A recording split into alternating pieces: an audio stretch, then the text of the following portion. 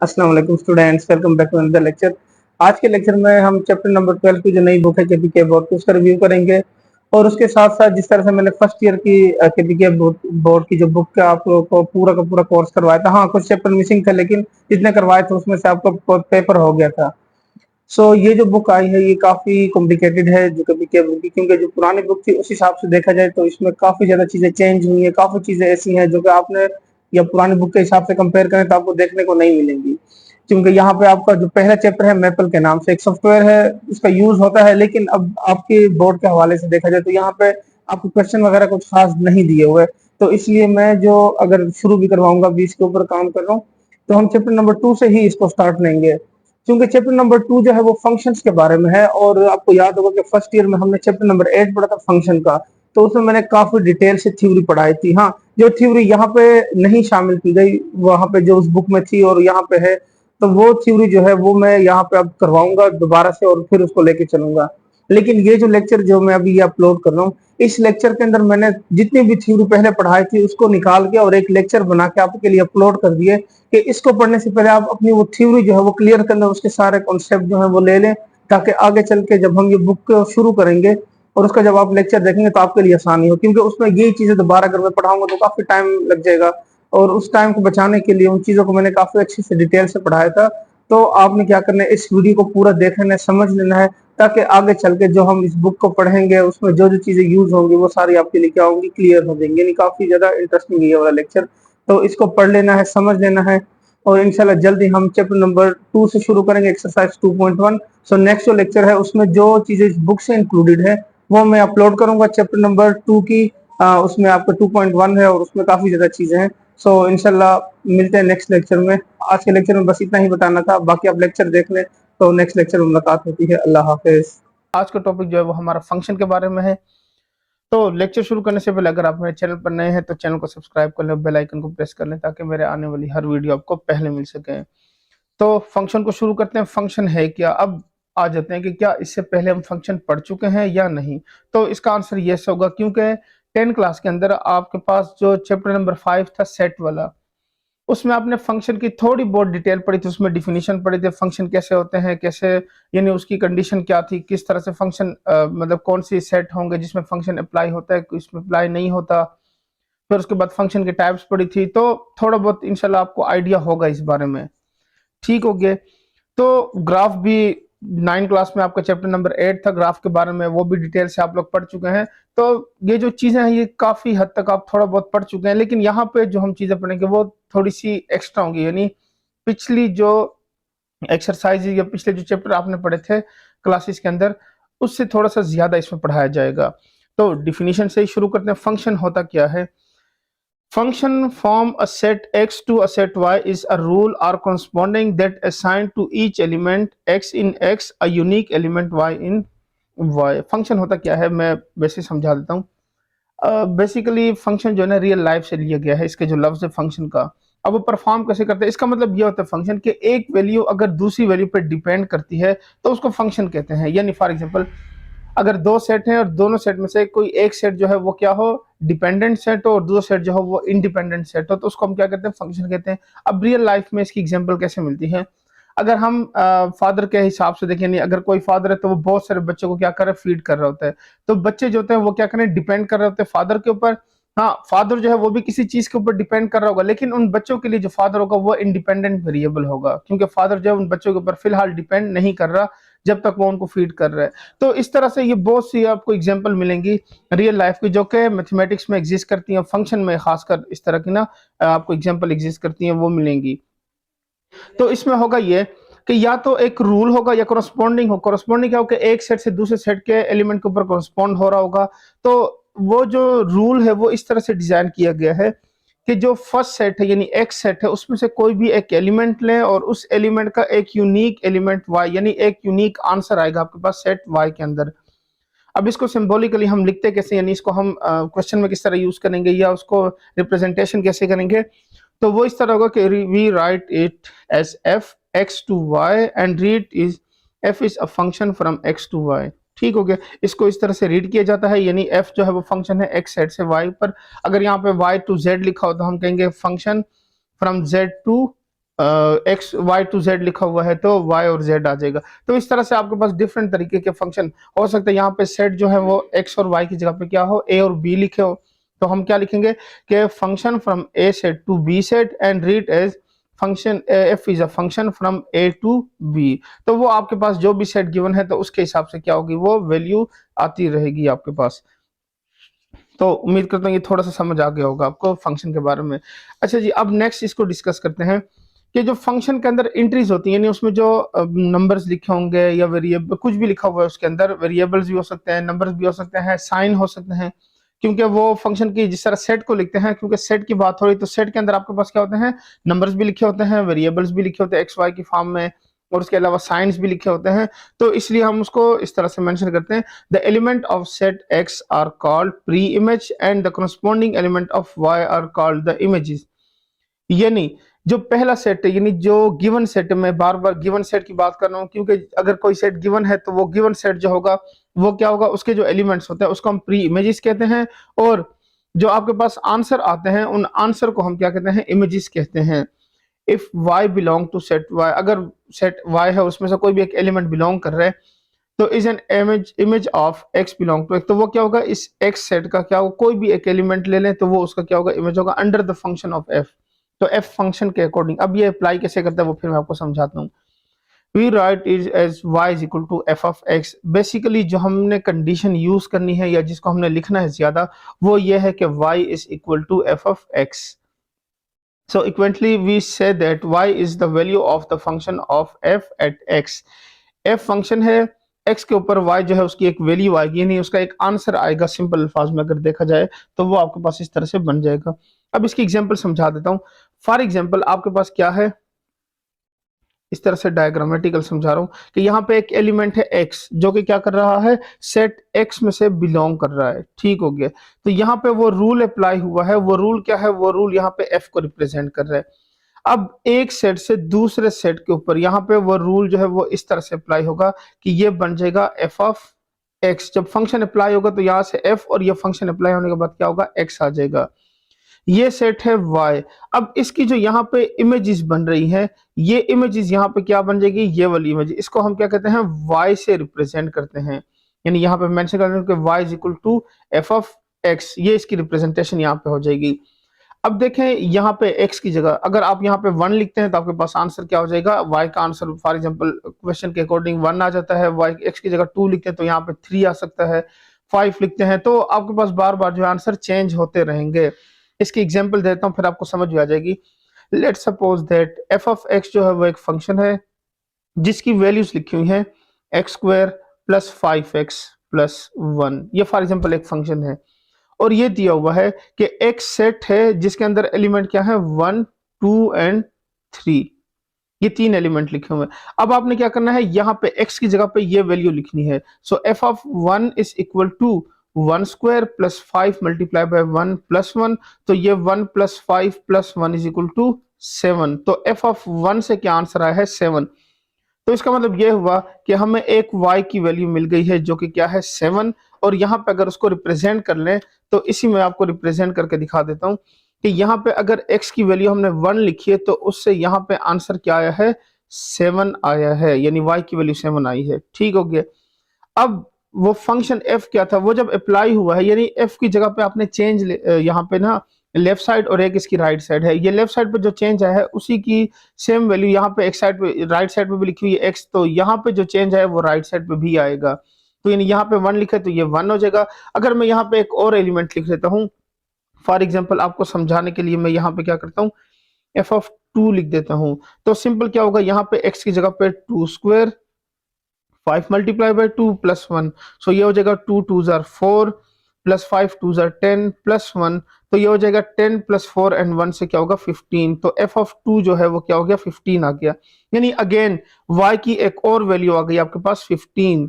तो देखें आपके पास किस तरह चेंज आता है कि आप x की जगह वैल्यूज लिखते हैं और उससे आपके पास जो है y सेट, यानी अगर एक सेट x जिसकी वैल्यूज गिवन थी उस सेट में से यहाँ पे वैल्यूज लिखते हैं तो आपके पास क्या होता है, यहाँ पे एक अगेन एक और वैल्यू फाइंड हुई है जो कि क्या है आपके पास यहाँ पे, वो है 15, ठीक हो गया। तो इस तरह से आप वैल्यूज लिखते जाएं तो हम क्या कहेंगे कि आपके पास क्या होंगे, इसके डिफरेंट आंसर आते रहेंगे। अब ये जो एक्स सेट है, ये वाला जो गिवन सेट है, इसको हम क्या कहते हैं, प्री इमेजेस कहते हैं। और जो ये आंसर आ रहे हैं आपके पास, अगर मैं यहाँ पे इसको मेंशन कर दूं वाई सेट के अंदर, तो ये कैपिटल वाई के अंदर यहाँ पे मेंशन कर देते हैं। एक आंसर 7 आया है, दूसरा आंसर 15 आया है, और इस तरह से थर्ड भी कोई आंसर आ जाएगा।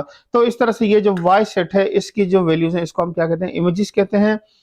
तो यही वो जो रूल है ना, वो बेसिकली जिस रूल की बात हुई थी, वो ये है कि यहाँ पे आप क्या करते हैं, एक्स की जगह पे लेफ्ट साइड पे चेंज लेकर आते हैं, और सेम चेंज है उसकी वजह से राइट साइड पे भी आता है। तो ये सिंपल क्या है, फंक्शन बन गया।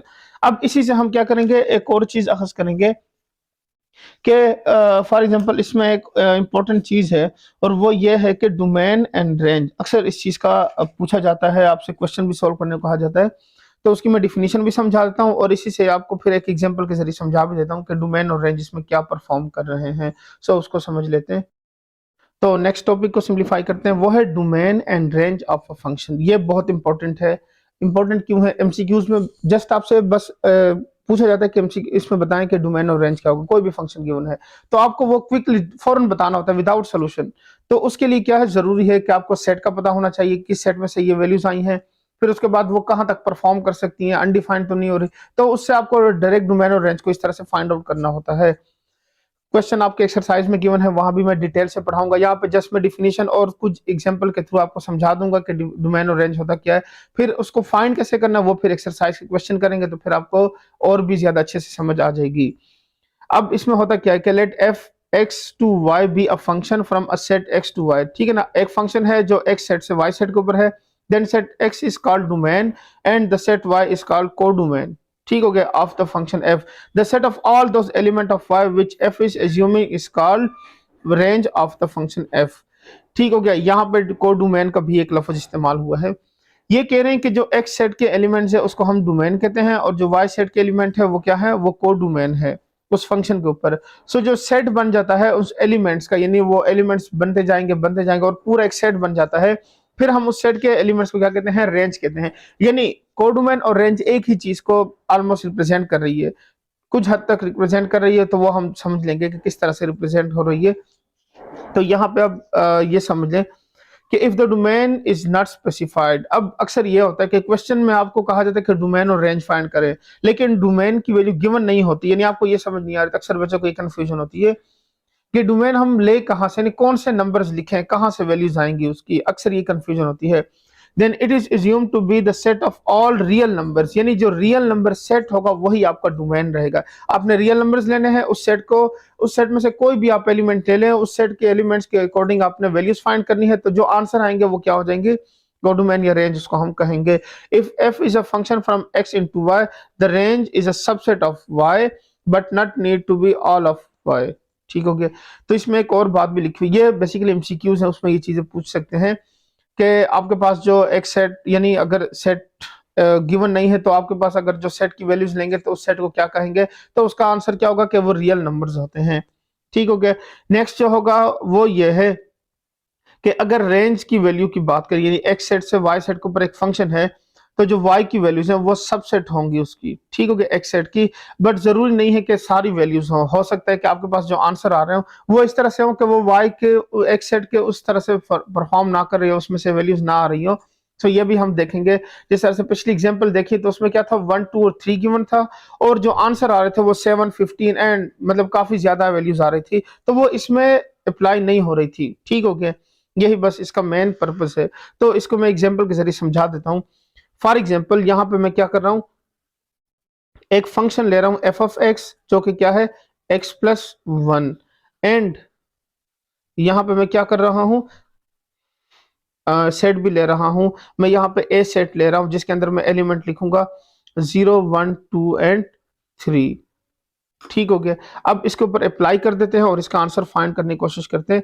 तो यहाँ पे समझ लेते हैं कि अगर ये ए सेट है और इसमें एलिमेंट हम लिख लेते हैं 0 1 2 एंड 3, और ये फंक्शन अप्लाई होता है यहाँ पर इस तरह से कि जब हम इसके आंसर फाइंड करेंगे तो वो इस तरह से बन रहे कि 0 के ऊपर उसका आंसर देखें, मैं क्विकली करवा देता हूँ। F of 0 is equal to 0 plus 1 is equal to 1।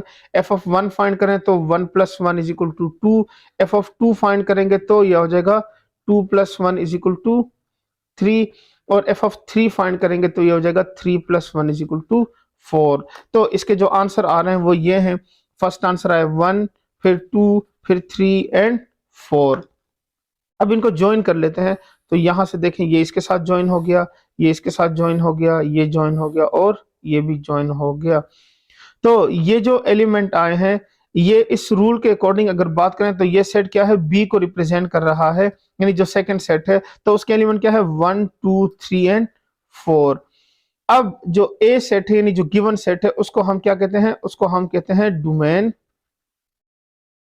और ये जो एलिमेंट है इसको हम क्या कहते हैं, रेंज कहते हैं। ठीक हो गया, ये इसकी रेंज है। मतलब रेंज का मतलब क्या होता है कि वैल्यूज कहां से शुरू हुई और एंड उसकी कहां तक, यानी कहां तक वैल्यू जाएगी। तो ये उसके बेसिकली रेंज जो है, हम उसी को ही अगर नॉर्मल दिनों में या हम नॉर्मल लाइफ के अंदर बात करें, अगर किसी बात को रिप्रेजेंट कर रहे हो कि हम एक जगह से शुरू हुए, हम अगर किसी घर की बात करें तो उस कॉर्नर से लेकर दूसरे कॉर्नर तक, यानी आपके घर की रेंज कहां तक है, या वाईफाई सिग्नल की बात करते हैं तो उसकी रेंज कितनी है।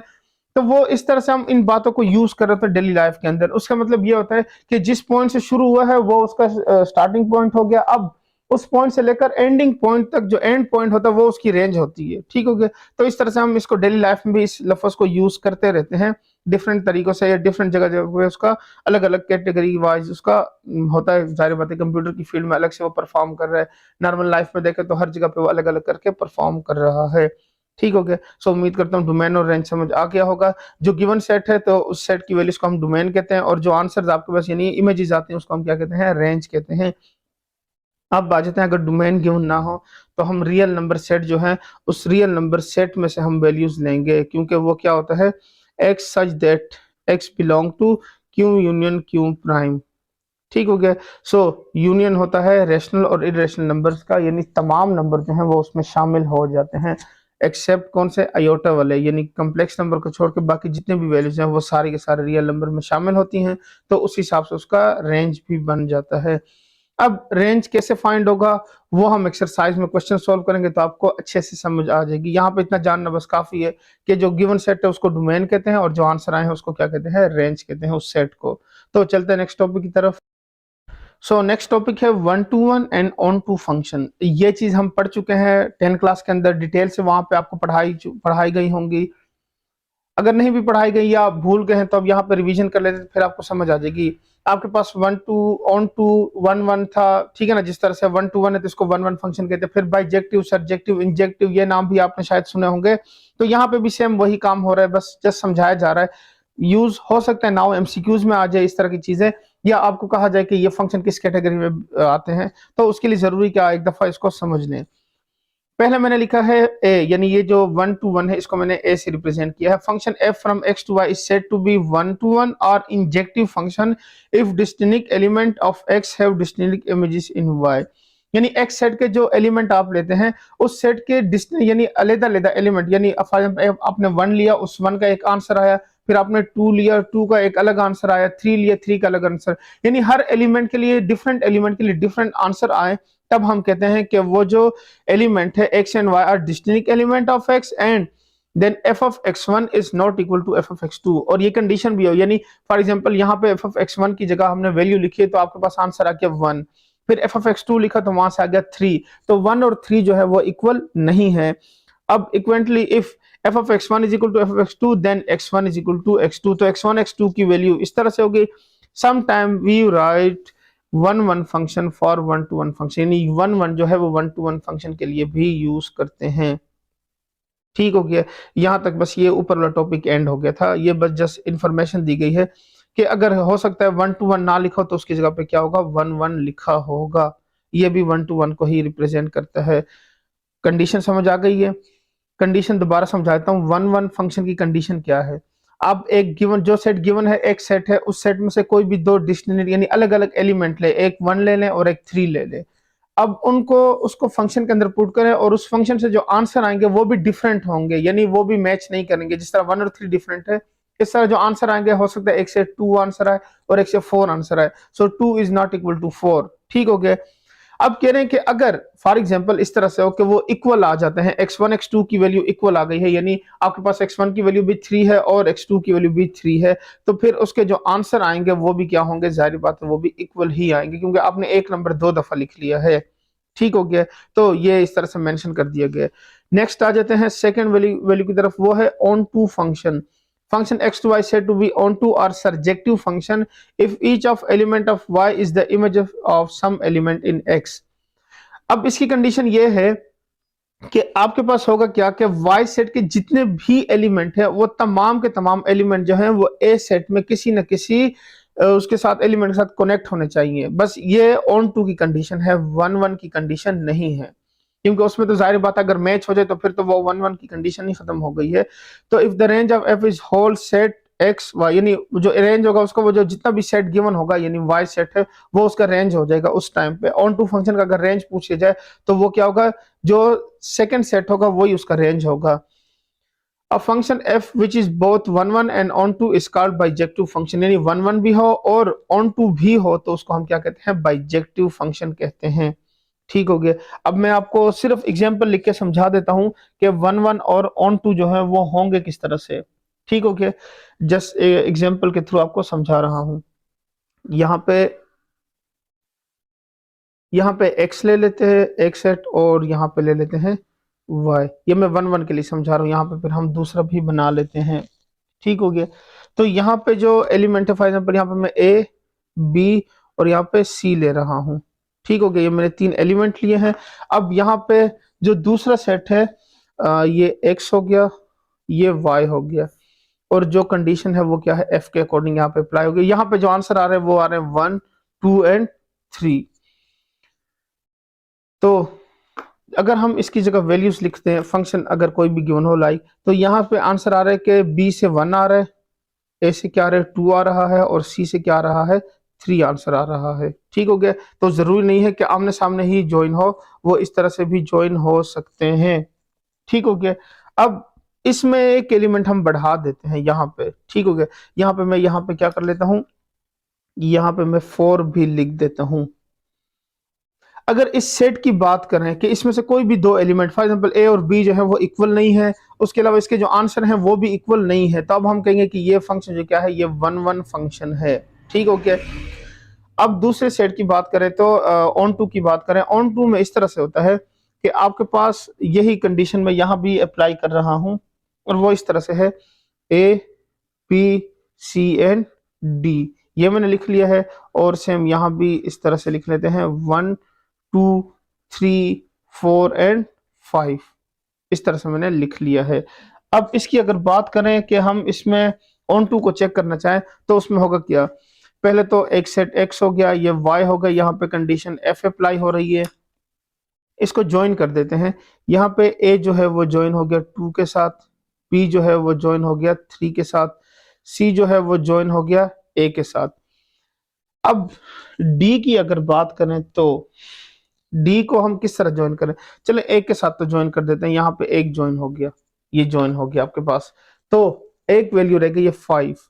अब ऑन टू की कंडीशन ये थी कि बी के जो एलिमेंट है वो जितने भी एलिमेंट है वो ए के साथ किसी न किसी के साथ ज्वाइन होने चाहिए। उसने ये नहीं कहा कि वो 2 के एक मतलब एक के 2 इमेजेस आ जाते हैं या नहीं आते, सिर्फ बस उन्होंने ये कहा कि वाई के जो एलिमेंट है वो ए यानी एक्स सेट के किसी न किसी एलिमेंट के साथ तमाम एलिमेंट ज्वाइन होने चाहिए।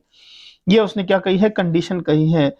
अब ज्वाइन कैसे कर देते हैं, इस सी के साथ मैं क्या कर रहा हूं, इसको भी ज्वाइन कर देता हूं कि सी के 2 आंसर आता है, एक 1 आता है और एक 5 आता है। ठीक हो गया, तो अब यहां पे ये बात होगी कि क्या ये फंक्शन भी है या नहीं है। ठीक हो गया ना, असल चीज तो फंक्शन की हमने वैसे इस तरह से डिस्कशन नहीं की कि वो फंक्शन कब फंक्शन होगा कब फंक्शन नहीं होगा, क्योंकि जस्ट फंक्शन के बारे में इतनी डिटेल नहीं है बुक के अंदर के वो चीजें भी हम डिस्कस करें। जैसे आपने ग्राफ बनाने होंगे या फंक्शन को क्या करना होगा, डोमेन और रेंज फाइंड करना होगा, ज्यादातर जो वैल्यूज दी गई हैं, तो इसलिए मैं उस तरफ नहीं गया कि फंक्शन कौन सा है या कौन सा फंक्शन नहीं है। ठीक हो गया, अब नेक्स्ट की बात करें तो इसकी सेकंड वाले की, इसके सिर्फ तमाम एलिमेंट जो है वो सारे ज्वाइन होने चाहिए। तो अगर इस कंडीशन को देखें तो इसमें आपके पास जितने भी y के एलिमेंट है वो एक सेट के साथ हर एलिमेंट के साथ क्या है, ज्वाइन है। ठीक हो गया। अब हम कहेंगे कि ये जो सेट है वो क्या है, ये set onto function perform कर रहे हैं। अगर इसमें 5 ना होता और सिर्फ ये लिखा होता, 5 ना होता सिर्फ ये लिखा होता कि बी सेट के तमाम एलिमेंट एक्स सेट के साथ ज्वाइन होते हैं, तब हम इन दोनों सेट को फिर मिलाकर क्या कहते हैं कि ये आपके पास क्या है, बाइजेक्टिव फंक्शन है। यानी अगर इसमें सी और 5 नहीं ज्वाइन हुआ होता, 5 लिखा ही ना होता और जस्ट यही गिवन होता, तब हम कहते हैं कि आपके पास ये जो फंक्शन है वो क्या परफॉर्म कर रहा है, वो बाइजेक्टिव फंक्शन है यहाँ पर। ठीक हो गया। सो उम्मीद करता हूँ आपको ये समझ आ गई होगी। अब चलते हैं नेक्स्ट टॉपिक की तरफ। सो नेक्स्ट टॉपिक है linear, quadratic and square root function. ये 3 किस्म के फंक्शन जो है वो इस चैप्टर के अंदर यूज होंगे। ठीक हो गया। वैसे तो बहुत सारे फंक्शन है, अगर फंक्शन की हम बात करें, पूरी फैमिली है आपके पास फंक्शन की। किस तरह से फैमिली है, आपके पास आ जाते हैं ट्रिग्नोमेट्रिक फंक्शन है, फिर उसके बाद जो है पैराबोलिक फंक्शन, हाइपरबोलिक फंक्शन हो गए, उसके अलावा लीनियर, क्वाड्रेटिक और क्यूबिक फंक्शन हो गए, फिर उसके बाद स्क्वायर रूट फंक्शन जिस तरह से यहाँ पे आ गया, उसके बाद पैरामीट्रिक फंक्शन हो गए।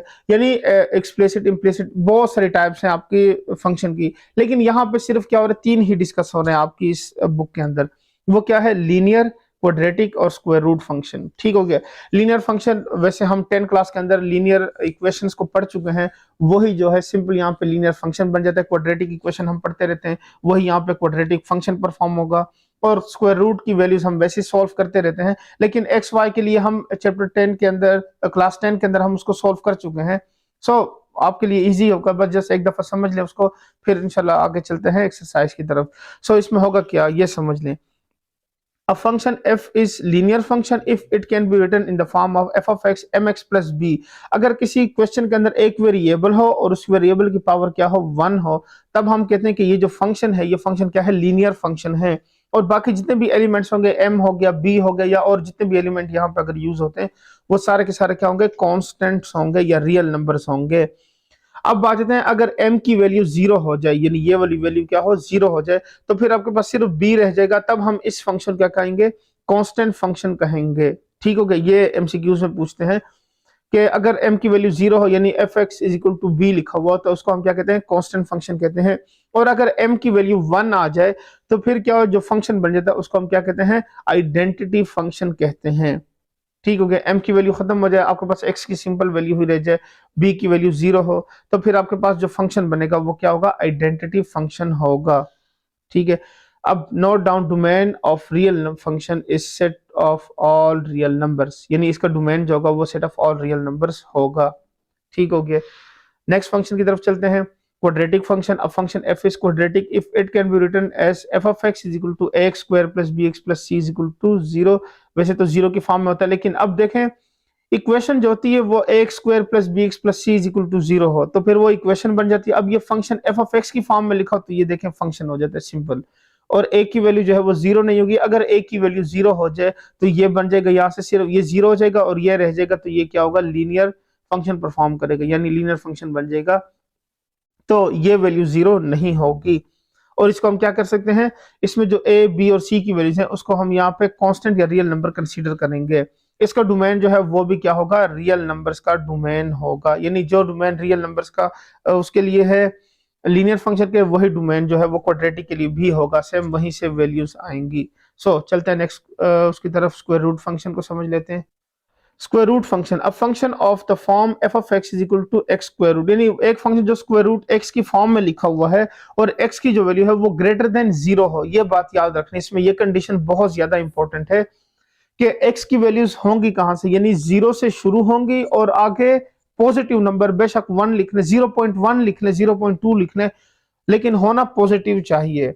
क्योंकि अगर नेगेटिव आ जाए तो नेगेटिव की वजह से क्या होगा, वो अनडिफाइन हो जाएगा। अनडिफाइन के मैं यहाँ पे क्यों बात कर रहा हूँ, वैसे तो नंबर ही आता है आपके पास आयोटा की फॉर्म में, लेकिन फिलहाल जो है हम कॉम्प्लेक्स नंबर की बात नहीं कर रहे हैं, तो इस वजह से वो क्या होगा, अनडिफाइन होगा, यानी वहां पे ब्रेक लग जाएगी। तो इसी से आपका डोमेन और रेंज भी क्या होता है, सेपरेट हो जाता है, कि जहां पे फंक्शन अनडिफाइन हो जाए तो वो वैल्यू सारी स्किप हो जाती है उसमें से। ठीक हो गया। अब देखें इसके डोमेन की वैल्यूज क्या है, of all non negative real numbers. Non negative का मतलब क्या है कि सारे पॉजिटिव नंबर्स होंगे। तो ये just simple square root function की बात हो रही है यहाँ पे। अब नेक्स्ट जो है इंपॉर्टेंट फंक्शन की तरफ चलते हैं, इनवर्स फंक्शन, जो कि आपका यूज होगा, कंडीशन भी दी होती है कि प्रूफ करें कि इनवर्स फंक्शन जो है वो अगर फंक्शन के साथ मल्टीप्लाई हो तो उससे एक्स आता है, यानी आइडेंटिटी आता है। तो इस तरह के आपके पास क्या होंगे, प्रूफ भी आएंगे। सो इसको समझ लें होता क्या है, बस ये रिवर्स हो जाता है। यानी किस तरह से, अगर किसी फंक्शन की बात करें वो x से y के ऊपर 1 to 1 या ऑन टू फंक्शन हो, और for each element in the domain of f there is a unique element range in of f, and for each element of range of f there is a unique element in domain of f। यानी अगर on to और 1 1 यानी bijective function है तो f के unique element के लिए unique range होगी, और यूनिक रेंज के लिए यूनिक एलिमेंट ऑफ f में क्या होगा, उसका डोमेन में भी होगा। ठीक हो गया। इस केस के अंदर हम क्या करते हैं, कोरस्पॉन्डिंग एफ इनवर्स लिख लेते हैं और इसकी डायरेक्शन चेंज कर लेते हैं। डायरेक्शन कैसे चेंज कर लेते हैं, ये x टू y है, ये y टू x हो जाएगा, यानी उल्टा हो जाएगा, रेसिप्रोकल हो जाएगा, मतलब रिवर्स हो जाएगा, रेसिप्रोकल नहीं होगा, रिवर्स हो जाएगा। सो उस रिवर्स में क्या होगा कि f inverse y to x is also a function, यह भी एक फंक्शन होगा, which is called an inverse function of f। ये f का क्या है, इनवर्स फंक्शन है। अगर इनवर्स की मैं बात करूं तो आपके लिए आसानी हो जाएगी कि हम सेट में पढ़ते थे ना, इनवर्स सेट के अंदर जो एलिमेंट होते थे, तो उसकी कंडीशन को प्रूफ करने के लिए कि आपके पास क्या है, इनवर्स एलिमेंट क्या है। अगर आपके पास 3 है तो उसका मल्टीप्लिकेटिव इनवर्स क्या होगा। चैप्टर नंबर 1 में हमने ये चीज पढ़ी थी कि एडिटिव इनवर्स, मल्टीप्लिकेटिव इनवर्स।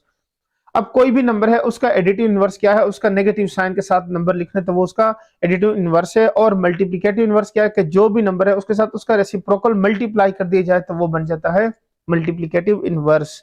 तो यहां भी सेम यही काम हो रहा है, एफ है और उसका मल्टीप्लिकेटिव इनवर्स क्या है, एफ इनवर्स। और अगर इसको हम कंपोज कर दें, ये चीज भी बहुत यहाँ पे एक और है, कंपोजिशन ऑफ फंक्शन, तो आपकी इस बुक में शामिल नहीं है। 10 सेकेंड ईयर की बुक में आप इंशाल्लाह ये पढ़ेंगे, कंपोजिशन ऑफ 2 फंक्शन, बहुत ही इंपॉर्टेंट टॉपिक है। तो उसमें ये होता है कि एक फंक्शन दूसरा फंक्शन कंपोज हो जाते हैं और उससे आपके पास एक्स की वैल्यू आती है।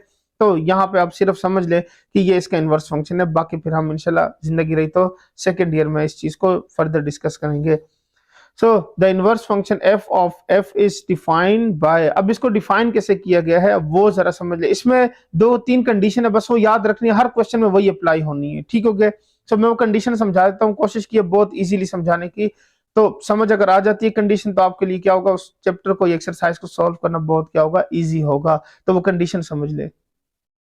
तो ये कंडीशन ये है कि x जो है वो f इनवर्स y के इक्वल है अगर y बिलोंग करता है सेट y से, if and only if y is equal to f of x। ये देख ले, मैं समझा देता हूँ। y जो है वो f ऑफ x के इक्वल है, ये हमने पहले प्रूव भी कर लिया कि जब हमने नोटेशन या सिंबॉलिकली उसको यूज किया था तो y is equal to f of x लिखा था। अब जो भी क्वेश्चन आपको दिया गया उसमें आपने क्या करना है, y की फॉर्म यानी x को आपने क्या करना है, एक साइड पे ले आना है। ठीक हो गया। फिर करना क्या होगा कि x जो है वो इस तरह से एक साइड पे आ जाएगी आपके पास वैल्यूज, और एक साइड पे y की वैल्यूज आ जाएंगी। तो वो हम लिखेंगे कि x जो है वो f इनवर्स y के इक्वल है। x y की जगह फिर हम रिप्लेस कर देंगे वैल्यूज किससे, x से, तो दोनों साइड पे x आ जाएगा तो वो इनवर्स फाइंड हो जाएगा। बहुत ईजी मेथड है, वो मैं एक्सरसाइज जब कराऊंगा तो उसमें समझा दूंगा, फिलहाल इतना जानना काफी है। तो ये देख लें, ये इस तरह से, तो ये अगर डोमेन है f का तो ये जा रहा है, ये रेंज हो गया, तो यहाँ पे ये हो जाएगा, ये इसका रेसिप्रो यानी बिल्कुल उलट हो गया, तो ये उसका जो यहाँ पे डोमेन होगा f का वो रेंज बन जाएगा इनवर्स का, और यहाँ पे जो रेंज है वो डोमेन बन जाएगा इनवर्स ऑफ f का। ठीक हो गया। तो यहाँ पे एक कंडीशन है, ये एक प्रूफ देख लें, जस्ट मैंने सिर्फ वैल्यू लिखी है, आपने याद रखनी है कि it is equivalent that f inverse whole inverse is equal to f, यानी एक फंक्शन है उसका एक दफा इनवर्स लें, उसी इनवर्स का दोबारा इनवर्स लें तो वो क्या हो जाता है, f के इक्वल आता है। ठीक हो गया।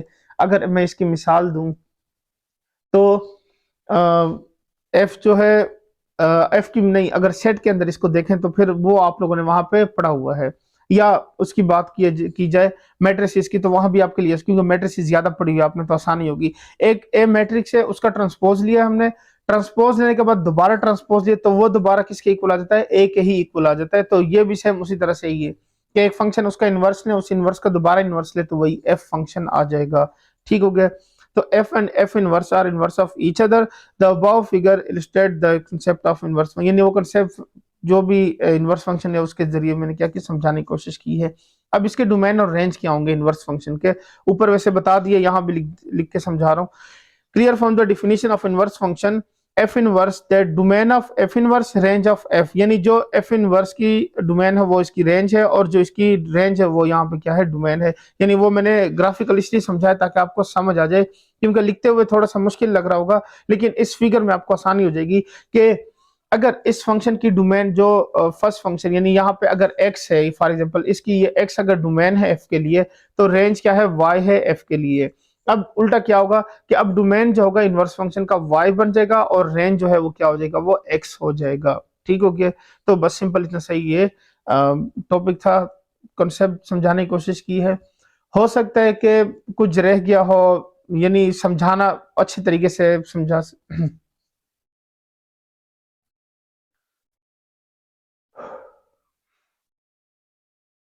तो यहाँ पे हमने इसकी सारी कॉन्सेप्ट डिस्कस कर ली हैं। उम्मीद करता हूँ आपको कॉन्सेप्ट समझ आ गई होगी। अगर किसी चीज में प्रॉब्लम हुई तो मुझसे कमेंट में पूछ लीजिएगा, मैं आपको वो दोबारा शॉर्ट्स के अंदर बता दूंगा या कमेंट करके ही आपको उसका आंसर दे दूंगा। तो कोशिश करूंगा आपको समझाने की। एक चीज रह गई थी कि फंक्शन कब होता है या कब नहीं होता, यानी जो मैंने एग्जाम्पल करवाई है उसमें हो सकता है आपको किसी टीचर ने करवाया तो उसने कहा कि ये इस तरह के फंक्शन नहीं होते। ठीक हो गया ना।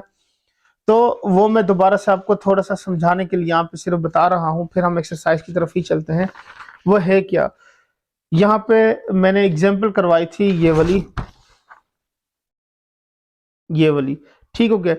अब इसमें यह होता है कि एक एलिमेंट के इस तरह से ना इमेजेस नहीं आते होते, यानी अगर हम सी की बात करें तो सी के ना सिर्फ दो ही, मतलब सी जो है वो 5 के साथ ज्वाइन हो और डी जो है 4 के साथ ज्वाइन हो, तो हम कहते हैं ऑन टू फंक्शन है। अब इस तरह से अगर ज्वाइनिंग हो जाए तो हम उसमें फंक्शन की कैटेगरी जो है तो फंक्शन नहीं, क्योंकि एक सेट के दो आंसर नहीं आ सकते। ये एक आंसर आ गया, ये दूसरा आंसर आ गया, तो एक नंबर के दो आंसर नहीं आ सकते। इस वजह से हम क्या कहते हैं कि ये यहाँ पे फंक्शन परफॉर्म नहीं कर रहा। ठीक हो गया फिलहाल तक। तो इस वजह से हो सकता है आपको कंफ्यूजन हो। मैं जस्ट सिर्फ ऑन टू समझाने के लिए ये सारा कुछ परफॉर्म किया था कि आपको समझ आ जाए इजीली, क्योंकि मैं दोनों को बाइजेक्टिव को भी इसी में ही लेकर चल रहा था, तो इसलिए कोशिश की कि एक में ही सारा कुछ क्या कर दूं, समझा दूं। ठीक हो गया। सो इससे कंफ्यूज नहीं होना कि आपको किसी सर ने बताया कि ये तो इस तरह फंक्शन नहीं होता और मैंने बताया कि ये इस तरह से ऑन टू होता है। सो कंफ्यूजन नहीं होनी। ये दोनों बाइजेक्टिव को समझाने के लिए इसी में मैंने सारा क्या किया, परफॉर्म किया है। ठीक हो गया। सो उम्मीद करता हूँ आपको ये कंसेप्ट समझ आ गई होगी। तो use of brackets in function, square bracket और सर्कल ब्रैकेट, ये दो ब्रैकेट्स ही इस्तेमाल होती है। स्क्वायर ब्रैकेट कौन सी होती है, ये वाली होती है, और सर्कल ब्रैकेट कौन सी होती है, ये वाली। ठीक हो गया। सर्कल ब्रैकेट कहते हैं, राउंड ब्रैकेट कहते हैं, मुख्तलिफ नामों से इसको प्रोनाउंस किया जाता है। अब इसका इस्तेमाल किस तरह से करना होगा, तो इसको डोमेन और रेंज के अंदर जब हम इसको यूज करेंगे ना, तो उसके कुछ नाम है जो कि आपने यूज करने, मतलब याद रखने हैं, क्योंकि वो यूज करने हैं तो उसको याद ही रखना होगा। सो मैं वन बाय वन यहाँ पे क्या लिख देता हूँ, नाम लिख देता हूँ, जो कि पॉइंट्स में बना कर लिखूंगा, आपको याद रखना है। ये होता है बेसिकली इंटरवल्स यानी इस ब्रैकेट की वजह से ना उसको रिप्रेजेंट जो किया जाता है उसको कहा जाता है इंटरवल्स। ठीक हो गए। सो वो क्या होते हैं वो मैं आपको बता देता हूं। एक होता है ओपन इंटरवल, ठीक हो गया। दूसरा होता है क्लोज इंटरवल, थर्ड होता है semi open and semi close, और फोर्थ पे होता है semi close and semi open. Semi कहते हैं हाफ को, ठीक है ना, half open and half close. अब इसमें होगा क्या, ये ध्यान से देख के समझ दे। अगर मैं यहां पे फर्स्ट लिख रहा हूं ओपन इंटरवल, ठीक हो गया, तो ओपन इंटरवल के लिए अगर कोई भी दो वैल्यूज हैं, for example for all A and B belong to real number set, कोई भी रियल नंबर सेट से वैल्यूज बिलोंग कर रही हैं और मैं ओपन इंटरवल के अकॉर्डिंग उसको डिस्कस कर रहा हूं, तो उसमें यह होगा कि ए एंड बी जो है वो मैं क्या करूंगा, इस जो सर्कल ब्रैकेट उसमें लिख दूंगा। इसका मतलब यह होता है कि ना ए वाला पॉइंट शामिल है और ना बी वाला पॉइंट शामिल है, यानी आपने जो आंसर लिखने ना उसमें ए पॉइंट की वैल्यू लिखनी है और ना बी पॉइंट की वैल्यू लिखनी है। ठीक हो गया। उसके अलावा जो इसके दरमियान में जितने भी नंबर हैं वो सारे के सारे नंबर क्या करते हैं, एग्जिस्ट करते हैं। यानी इसके दरमियान में नंबर, मतलब एग्जिस्ट का मतलब ये होता है कि इसके दरमियान में नंबर यूज कर सकते हैं। लेकिन अगर आपने किसी सेट में से इनको माइनस कर दिया है तो इसका मतलब ये दो वैल्यूज छोड़ के इसको नहीं माइनस किया, इसके दरमियान में जितने भी नंबर है वो सारे मैंने यहाँ से स्किप कर दिए, यानी वो सेट में से निकाल दिए मैंने। ठीक हो गया। सो ये क्या होता है, ओपन इंटरवल इसको कहा जाता है। इससे पहले देखें मैंने जो एग्जांपल में यूज किया कि आर -4 और कोमा डाल के +4 लिख दिया है और उसके दरमियान ये वाली ब्रैकेट यूज किया। इसका मतलब ये था कि ना उसमें +4 और ना -4, वो दोनों पॉइंट्स मैं निकाल रहा हूं, यानी वो माइनस नहीं होंगे। उसके अलावा जो उनके दरमियान में जितने पॉइंट्स है वो सारे माइनस यानी खत्म हो जाएंगे। तो +4 और -4 जो वो रियल नंबर सेट में शामिल है, ये हो गया ओपन इंटरवल। नेक्स्ट है क्लोज इंटरवल। क्लोज इंटरवल क्या होता है? उसमें हम ये वाली ब्रैकेट इस्तेमाल करते हैं, for all A and B belong to real number set. तो उसमें क्या करते हैं, ये ब्रैकेट लिखते हैं ए कोमा बी। इसमें ये होता है कि ये वाले जो पॉइंट्स है ए और बी ये भी शामिल हैं और इनके दरमियान में जितने भी पॉइंट्स आते हैं वो भी शामिल होंगे। यानी अगर आपको कोई ये वाली वैल्यूज दी गई हैं तो इसका मतलब पॉइंट जो है यानी इंटरवल की वैल्यूज जो है उस क्वेश्चन के लिए ए से शुरू हो रही है, ए की जगह 3 लिखा हुआ है, 3 से लेकर 7 तक जितने भी नंबर है वो तमाम नंबर इसमें क्या होंगे, शामिल होंगे। ठीक हो गया। तो ये इसका क्या हो गया, क्लोज इंटरवल हो गया। अब इसका इस्तेमाल जो है वो आपको जाहिर बात है क्वेश्चन जब सॉल्व होगा तब उसके साथ ही आपको समझ आएगा। जिस तरह से अभी मैंने क्वेश्चन में यूज किया है सो वहां पे मैंने वो वैल्यू लिख दी है। अब यहां से अगर आपको समझ आए तो वहां पे आपके लिए क्या होगी, आसानी होगी। नेक्स्ट क्वेश्चन में इसको हम यूज करेंगे तो आपको समझ आ जाएगी। ठीक हो गया। थर्ड जो है वो क्या है आपके पास, semi open and semi close. Semi open and semi close का मतलब क्या है वो आप जरा समझ लें। उसमें ये होता है for all A and B belong to real number set, और उसमें होगा क्या, ओपन। ओपन पहले लिखा हुआ है तो ओपन इंटरवल ये होता है जिसके अंदर ये वाली ब्रैकेट इस्तेमाल की जाती है। तो इसका मतलब ए कोमा, और क्लोज का मतलब क्या होता है, बी, ये वाला। तो इसमें ये होगा कि ना इसमें ए वाला पॉइंट शामिल नहीं है और बी वाला पॉइंट जो है वो शामिल है, यानी ए से लेकर आगे चलते जाए और बी वाले पॉइंट तक आपके पास वैल्यूज क्या है इसमें शामिल है। जो सेकंड अभी हमने जो यूज की है क्वेश्चन नंबर 4 का जो सेकंड पार्ट था उसमें देखें मैंने लिखा था कि 0 से लेकर इन्फिनिटी टाइम तक। अब उसमें यह था कि 0 भी शामिल है और उससे आगे चलते जाए इन्फिनिटी टाइम। अब इन्फिनिटी कोई नंबर नहीं है इसलिए मैंने उसमें क्या किया था, उसमें हमने ओपन इंटरवल को यूज किया है ताकि सिर्फ समझ आ जाए कि उसमें क्या करना होता है और कैसे करना होता है। लास्ट है semi close and semi open. आधा क्लोज होगा और आधा, अब उसमें ये होगा for all A and B belong to real number set. अब देखें उसमें होगा क्या, फर्स्ट लिखा हुआ है क्लोज तो इसका मतलब ये हुआ कि ए शामिल है और बी की वैल्यू जो है वो शामिल नहीं है। तो अभी जो मैंने एग्जांपल क्वेश्चन जो करवाया था एक्सरसाइज का, ये जो क्वेश्चन नंबर 4 का जो सेकंड पार्ट था उसका आंसर मैंने इससे मिलता जुलता लिखा था कि 0 शामिल है और इन्फिनिटी शामिल नहीं है। मतलब आगे नंबर जितने भी वो सारे के सारे क्या होंगे उसके आंसर में आएंगे। तो ये इसकी छोटी सी कंसेप्ट थी, उम्मीद करता हूँ समझ आ गई होगी। आगे फिर ये क्वेश्चन में जब हम यूज करेंगे तब आपको ये समझ आएगी, लेकिन उसके लिए जरूरी कि आपको नाम याद होने चाहिए कि ये जो फॉर्म है इसमें बेसिकली लिखा क्या होता है, इसमें इंटरवल्स लिखे होते हैं, ये इंटरवल्स होते हैं। ठीक हो गया। इंटरवल्स की 4 टाइप्स है आपके पास, यानी 4 नाम है जो कि आपने याद रखने, open interval, close interval, semi open, semi close and semi close semi open interval. Open interval के आखिरी जो एंड पॉइंट्स होते हैं जो कि उस ब्रैकेट में क्लोज होते हैं वो शामिल नहीं होते, यानी वो वैल्यूज आप नहीं लिख सकते। क्लोज इंटरवल की जो आखिरी 2 वैल्यूज होती हैं वो शामिल होती हैं, वो आप यूज कर सकते हैं। सेमी ओपन सेमी क्लोज में होता है कि जो सेमी ओपन वाला साइड है यानी जो ए की वैल्यू यहाँ पे जो रिप्रेजेंट की है वो शामिल नहीं है, वो यूज नहीं कर सकते। हाँ, बी की वैल्यू शामिल है, वो यूज की जा सकती है। यहाँ पे क्या होगा, यहाँ पे ए की वैल्यू शामिल है, वो यूज की जा सकती है, लेकिन बी की वैल्यू इसमें यूज नहीं हो सकती। ठीक हो गया। सो उम्मीद करता हूँ ये कंसेप्ट समझ आ गई होगी। अगर कोई जगह पे कंफ्यूजन हो, ना समझ आए तो आप मुझसे दोबारा पूछ सकते हैं। तो इससे पहले वाली जो एक्सरसाइज थी उसमें हमने ये देखा कि फंक्शन क्या होता है, फिर उसके डोमेन और रेंज को डिटेल से पढ़ा, फिर उसके बाद हमने फंक्शन की टाइप्स को डिस्कस किया, फिर फंक्शन में वैल्यूज कैसे फाइंड की जाती है, एक्स की वैल्यू कैसे फाइंड की जाती है। तो काफी चीजों को हमने डिटेल से वहां पे डिस्कस किया। आज का जो टॉपिक है वो है ग्राफ के हवाले से, यानी आज की एक्सरसाइज में जो हम सिंप्लीफाई करेंगे वो टोटली ग्राफ को ही सिंप्लीफाई करेंगे कि ग्राफ के लिए क्या क्या चीजें जरूरी है, ग्राफ कैसे ड्रा किए जाते हैं, कैसे उनकी वैल्यूज फाइंड की जाती हैं, यानी इमेजेस और प्री इमेजेस की अगर बात करें तो ये सारी चीजें 1 बाय 1 हम डिटेल से पढ़ेंगे। सो आज का टॉपिक शुरू करते हैं, वो है ग्राफ। अब ग्राफ के लिए जरूरी क्या है पहली चीज वो समझ लें। तो ग्राफ जब भी हम ग्राफ बनाएंगे तो उसके लिए हमें क्या होगा, यहाँ पे एक्स वाई कोऑर्डिनेट सिस्टम या एक्स वाई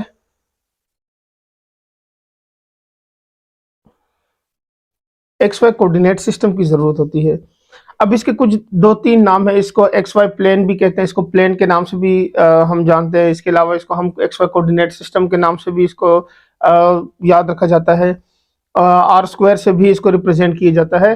तो और भी बहुत सारे डिफरेंट नाम है, लेकिन यहाँ पे जो हम नाम यूज करेंगे वो कोऑर्डिनेट सिस्टम वाला ही यूज करेंगे, क्योंकि आपकी बुक में जो मेंशन है वो कोऑर्डिनेट सिस्टम के हवाले से ही है, लेकिन नाम का पता होना चाहिए एमसीक्यूज के लिए, वो बहुत हेल्पफुल होता है। अब इसमें बेसिकली होता है, ये आपके पास दो रियल लाइंस हैं, एक रियल लाइन इस तरह से है हॉरिजॉन्टल फॉर्म में, दूसरी लाइन जो है वो वर्टिकल फॉर्म में परपेंडिकुलर है। अब जब हम इसको इस तरह से ड्रा कर लेते हैं कि एक हॉरिजॉन्टल लाइन के ऊपर एक वर्टिकल लाइन ड्रा कर देते हैं, और वो इस तरह से ड्रा करने का वो उनका कोई इंटरसेक्शन पॉइंट बन जाता है, तो जो पॉइंट ऑफ इंटरसेक्शन होता है उसको हम क्या कहते हैं, उसको हम ओरिजिन कहते हैं। ठीक हो गया, ओरिजिन। अब इस ओरिजिन के राइट साइड वाली जो लाइन है उसको हम एक्स पॉजिटिव, और इसकी जो लेफ्ट साइड वाली एक्स है उसको हम क्या कहते हैं, एक्स नेगेटिव कहते हैं। तो इस तरह से ये जो पूरी लाइन है इसको फिर हम क्या कहते हैं, एक्स एक्सिस कहते हैं। इसी तरह से अगर ये ओरिजिन से ऊपर वाला डिस्टेंस है, अगर इसकी बात करें तो ये वाला डिस्टेंस जो है ये वाई एक्सिस कहलाता है, और इसके ओरिजिन से डाउनवर्ड जो ये वाला डिस्टेंस है इसको हम क्या कहते हैं, वाई नेगेटिव यानी वाई प्राइम से रिप्रेजेंट करते हैं। तो y पॉजिटिव y नेगेटिव, अब ये वाली जो लाइन है ये बन जाएगी आपके पास y एक्सिस। ठीक हो गया, सो यहां मैं मेंशन कर देता हूं, इसको हम y एक्सिस कहते हैं, और इसको हम क्या कहते हैं, x एक्सिस कहते हैं, जिसके ऊपर हम x के पॉइंट्स को स्टडी करते हैं। अब बात आ जाती है कि जब हम पॉइंट्स को स्टडी करेंगे तो देखें इसमें x का पॉइंट भी शामिल है और y का पॉइंट भी शामिल होगा, तो दोनों से मिलके जो वैल्यू आएगी तो इसलिए हम उसके जो पॉइंट को लिखेंगे। फॉर एग्जांपल यहाँ पे एक पॉइंट है P, तो इस पॉइंट P की जो वैल्यू होगी वो यहां से लेकर यहां तक का डिस्टेंस, ये वाला डिस्टेंस, और इसके साथ साथ यहां से लेकर यहां तक का डिस्टेंस, ये दोनों डिस्टेंस मिला के इस तरह से, तो ये दोनों डिस्टेंस मिला के आपके पास ये पॉइंट बनता है P। तो ये P पॉइंट जो होगा ये क्या रिप्रेजेंट करेगा, X को भी रिप्रेजेंट करेगा और Y को भी रिप्रेजेंट करेगा। तो यानी ये जो फर्स्ट वैल्यू होगी ये हमेशा क्या होगी, X एक्सिस की होगी, और जो दूसरी वैल्यू होगी वो हमेशा क्या होगी, Y एक्सिस की होगी। अब आ जाते हैं कि जो ओरिजिन पॉइंट होता है वो क्या रिप्रेजेंट कर रहा होता है। अब ओरिजिन पॉइंट जो है वो बेसिकली O को रिप्रेजेंट करेंगे, ओरिजिन O को रिप्रेजेंट करेगा, O से हम इसको लिखेंगे। ओ में क्या होगा, फर्स्ट वैल्यू होगी 0 एक्स एक्सिस और दूसरी वैल्यू होगी 0 वाई एक्सिस। तो काम वही होगा, यहाँ पे अगर पॉजिटिव है, दोनों वैल्यूज पॉजिटिव हैं, फिर उसके अलावा यहाँ पे जीरोस आ रहे हैं, यहाँ पे फिर इस तरह से इसकी वैल्यूज कुछ नेगेटिव हैं कुछ पॉजिटिव हैं, यहाँ पे नेगेटिव है, यहाँ पे नेगेटिव पॉजिटिव, तो इसको भी समझने की जरूरत है। फिलहाल इतना जानना काफी आपके लिए, इसके बाद फिर मैं इसकी डिटेल से आगे भी बताता हूँ वैल्यूज कि इनके नाम क्या है। यानी हर ये देखें, एक पोर्शन, दूसरा पोर्शन, तीसरा, चौथा, 4 पोर्शन बने हैं, इन चारों पोर्शन के अलग अलग नाम है। इसमें x की अलग वैल्यूज हैं, y की अलग वैल्यूज हैं, इस तरह इस क्वाड्रेंट में तो हर एक की अलग अलग वैल्यूज हैं। तो बस फिलहाल ये समझ लें, फिर मैं आगे इसको समझाता हूँ कि आपके पास एक हॉरिजॉन्टल लाइन, एक वर्टिकल लाइन है, वो एक दूसरे के ऊपर परपेंडिकुलर है, तो एक पॉइंट ऑफ इंटरसेक्शन है इसका ओरिजिन के ऊपर। तो इसमें जो पॉइंट्स होते हैं वो P, X और Y दोनों, यानी फर्स्ट वैल्यू होती है X होती है, दूसरी वैल्यू होती है वो Y होती है। तो इसमें यह होता है कि जिस भी पॉइंट को स्टडी करते हैं, ओरिजिन से लेकर उस पॉइंट तक का distance with respect to X axis और ओरिजिन से लेकर Y तक का with respect to Y axis, यानी ये जो पॉइंट होता है ये बन जाता है। अब इस पॉइंट का नाम क्या होता है, इसको हम क्या कहते हैं, ऑर्डर पेयर फॉर्म। तो ये जो पॉइंट होता है इसको हम क्या कहते हैं, ऑर्डर पेयर फॉर्म कहते हैं, यानी point can be represented as order pair form. So अब इसमें हम नेक्स्ट जो चलते हैं कि इसमें जो 4 पोर्शन है, इस पोर्शंस के नाम क्या है। इन पोर्शंस को कहा जाता है क्वाड्रेंट्स। क्वाड्रेंट्स क्या होते हैं, first quadrant, second quadrant, third quadrant, fourth quadrant. Quadrant basically इस पोर्शन को कहा जा रहा है कि ये first portion, second, third and fourth. तो इन सारे पोर्शंस की अलग अलग वैल्यूज हैं, एक्स की अलग अलग वैल्यूज हैं, वो आपने याद रखनी है, एमसीक्यूज के लिए बहुत ज्यादा इंपॉर्टेंट है। तो उसको मैं ग्राफ इसके लिए अलग से बनाते हैं और फिर उसको समझ लेते हैं। सो ये मैंने एक और शेप बना ली। अब इसमें ये वाला पॉइंट जो होगा ये ओरिजिन 0 एंड 0 होगा, 0 एंड 0 ये ओरिजिन वाला पॉइंट होगा। अच्छा जी, इसका नाम है, इसको कहते हैं फर्स्ट क्वाड्रेंट। ठीक हो गया, ये होगा सेकंड क्वाड्रेंट, ये हो जाएगा आपके पास थर्ड क्वाड्रेंट, और ये हो जाएगा फोर्थ क्वाड्रेंट। ये नाम चेंज नहीं होगा, ये इसके हमेशा यही नाम होंगे, first, second, third and fourth quadrant. इसमें फर्स्ट क्वाड्रेंट में x की वैल्यू जो होती है वो ग्रेटर देन 0 होती है, y की वैल्यू भी क्या होती है, ग्रेटर देन 0। इसका मतलब क्या होता है कि x की वैल्यूज जो होंगी वो क्या होंगी, पॉजिटिव होंगी। इस तरह y की वैल्यू भी क्या होंगी, पॉजिटिव होंगी। ठीक हो गया। सेकंड क्वाड्रेंट की बात करें तो x की वैल्यू जो होंगी लेस देन 0। ये देखें यहाँ पे 0 है तो ये -1 -2 -3 -4 एंड अप टू सोन इस तरह से लिखा होगा। और y की वैल्यू जो होगी वो होगी ग्रेटर देन 0। ये देखें y की वैल्यू यही वाली लाइन स्टडी हो रही है। सो यहाँ पे लिखेंगे ये वाली वैल्यू क्या होंगी, नेगेटिव, और ये वाली वैल्यू होंगी पॉजिटिव। अब आ जाते हैं थर्ड क्वाड्रेंट के। थर्ड क्वाड्रेंट में ये होगा कि x की वैल्यूज जो होंगी वो लेस देन 0 एंड y की वैल्यूज जो होंगी वो भी क्या होंगी, लेस देन 0 होंगी। तो इसका मतलब ये भी नेगेटिव और ये भी नेगेटिव होंगी। सो यहाँ पे फोर्थ क्वाड्रेंट की बात करें तो x की वैल्यू जो है वो ग्रेटर देन 0 एंड y की वैल्यूज क्या होती हैं, लेस देन 0 होती हैं। सो ये आपके पास बन जाएगा पॉजिटिव और ये बन जाएगा आपके पास नेगेटिव। ठीक हो गया। तो ये मेन इसकी जो चीज़ें याद रखने वाली थी वो आपने ये सारा कुछ याद रखना है, क्योंकि एमसीक्यूज में पूछा जा सकता है। उसके अलावा ग्राफ ड्रा करने के लिए भी जरूरी है। हो सकता है आपको ये वैल्यूज इस तरह से दी गई हो कि greater than 0 y is greater than 0 इस तरह से दिया हुआ है, और आपसे कहा जा रहा है कि आप इसके हिसाब से आप ग्राफ की ना लाइन सिर्फ ड्रा कर दें। तो उसके लिए जरूरी कि आपको पता होना चाहिए कि किस क्वाड्रेंट में ये आएगा, यानी जो भी पॉइंट है वो किस क्वाड्रेंट में लाई करेगा। सो अब इसके बाद नेक्स्ट जो है वो ग्राफ कैसे ड्रा होगा। ग्राफ इस तरह से ड्रा होगा कि हमें जो फंक्शन गिवन होगा उस फंक्शन में हम वैल्यूज लिखेंगे और उसकी मदद से ग्राफ ड्रा करेंगे। लेकिन ग्राफ को ड्रा करने से पहले जरूरी कुछ चीजें हैं, यानी कुछ कॉन्सेप्ट्स हैं, वो पहले समझते हैं, फिर उसके बाद हम इसके ग्राफ भी ड्रा करते हैं। सो नेक्स्ट टॉपिक की तरफ चलते हैं। नेक्स्ट टॉपिक है इंटरसेप्ट्स एंड सिमेट्री। ये बहुत इंपॉर्टेंट चीजें हैं। अब ये हम पढ़ते क्यों है, अभी मैं वो समझा देता हूँ कि हम इसको स्टडी क्यों करते हैं। Intercept and symmetry are two important techniques related to the graph of a function. यानी ये क्या है, टेक्निक्स है बेसिकली। ग्राफ की जो वैल्यू हम फाइंड करते हैं बहुत ज्यादा वैल्यूज हम उसमें फाइंड करते हैं, यानी आपको पता नहीं चलता कि ग्राफ की वैल्यू कहाँ से कहाँ तक जाएगी। इन टेक्निक की मदद से हम डायरेक्ट जो कुछ यानी कुछ पॉइंट्स हम फाइंड करते हैं और उस हमें ग्राफ का पूरा यानी वो पता चल जाता है कि वो डायरेक्शन किस साइड पे है, किस तरह से वो ड्रा होगा। ठीक हो गया। They reduce the number of points required to graph of function. ये रिड्यूस करता है नंबर ऑफ फंक्शन, यानी फॉर एग्जांपल अगर हम वैसे फाइंड करें तो 10-10 पॉइंट्स के लिए फाइंड करें, इसकी मदद से हम क्या करते हैं 2-3 पॉइंट्स को ही सॉल्व करते हैं, या इवन इनकी वैल्यूज हम डायरेक्ट बता सकते हैं कि ये फंक्शन जो है वो इस तरह से परफॉर्म करेगा। ठीक हो गया। तो इंटरसेप्ट क्या होते हैं पहले वो समझ लेते हैं, फिर नेक्स्ट सिमेट्री भी डिस्कस करते हैं। Intercept the point where a graph of a function intersect the coordinate axis are called intercept.